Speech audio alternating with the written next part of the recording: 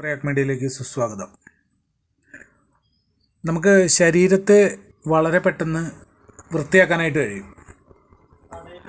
പക്ഷേ നമുക്ക് അതേപോലെ മനസ്സിനെ വൃത്തിയാക്കൽ കുറച്ച് ബുദ്ധിമുട്ടാണ്.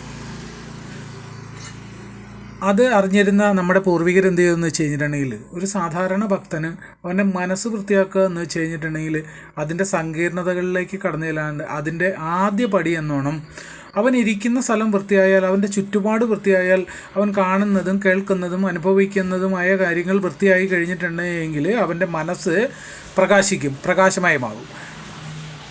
അങ്ങനെ അവന് വളരെ എളുപ്പത്തിൽ അവൻ്റെ മനസ്സിനെ ഒരു പരിധിവരെ ശുദ്ധീകരിച്ചെടുക്കാനായിട്ട് കഴിയുമെന്ന് മനസ്സിലാക്കിയ നമ്മളുടെ പൂർവികർ ചെയ്ത ഒരു ആചാരമാണ്, ഒരു അനുഷ്ഠാനമാണ് ജ്യേഷ്ഠാ ഭഗവതിയെ ഒഴിവാക്കുക എന്നുള്ളത്. ഈ ജ്യേഷ്ഠാ ഭഗവതി ആരാണ് എന്ന് വെച്ച് കഴിഞ്ഞിട്ടുണ്ടെങ്കിൽ, നമ്മൾ അതിനെന്താ ചെയ്തുകൊണ്ടിരിക്കുന്നത്?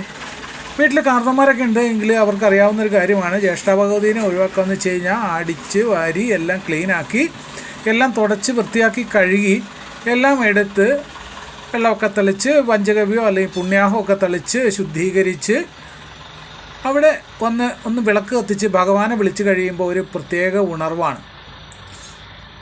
വീടിൻ്റെ ഉള്ളിൽ നിന്നും ജ്യേഷ്ഠാ ഭഗവതിയെ പുറത്ത് കളഞ്ഞുകൊണ്ട് സ്ത്രീയെ സ്വീകരിക്കുന്നു, സ്ത്രീയെ പുനഃസ്ഥാപിക്കുന്നു, മഹാദേവിയെ പുനഃസ്ഥാപിക്കുന്നു.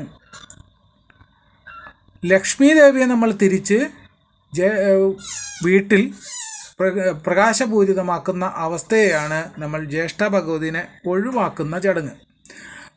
ആ ചെയ്യുന്ന ചടങ്ങ് എന്തൊരു സിമ്പിളായിട്ടാണ് നമ്മുടെ കാരണന്മാർ നമുക്ക് അത് അനുവർത്തിച്ച് തന്നതെന്ന് ആലോചിച്ച്. ഈ ജ്യേഷ്ഠാ ഭഗവതിനെ നമ്മൾ ധൂമാവതി എന്ന് പറയും. ധൂമാവതി എന്ന് വെച്ച് കഴിഞ്ഞിട്ടുണ്ടെങ്കിൽ വളരെ പ്രായം ചെന്ന ഒരു സ്ത്രീ, അതും കയ്യിൽ കരുതിയിരിക്കുന്നത് ചൂലും മുറവാണ്. തേര് വലിക്കുന്നതാണെങ്കിൽ കാക്കയാണ്. ആ ധൂമാവതി അങ്ങനെ ശാരീരികമായ ഒരു അവസ്ഥയിൽ പ്രായമായിരിക്കുന്നതല്ല, പിന്നെയോ ഈ ശുദ്ധിയില്ലായ്മ, അതിൻ്റെ പേരിൽ നമ്മൾ പ്രായമാകുന്നതാണ്.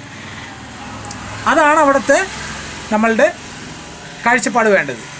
അപ്പോൾ ആ ജ്യേഷ്ഠാ ഭഗവതിനെ എല്ലാവരും പുറത്താക്കി മഹാലക്ഷ്മിയെ ഉള്ളിലേക്ക് ആനയിക്കുന്ന ചടങ്ങ് എല്ലാ ആഴ്ചകളിലോ മാസങ്ങളിലോ എല്ലാ ദിവസങ്ങളിലോ ഒക്കെ ചെയ്യുക. എല്ലാവിധ ഐശ്വര്യങ്ങളും ദേവി തന്നിട്ട്. നമോ നാരായണായ.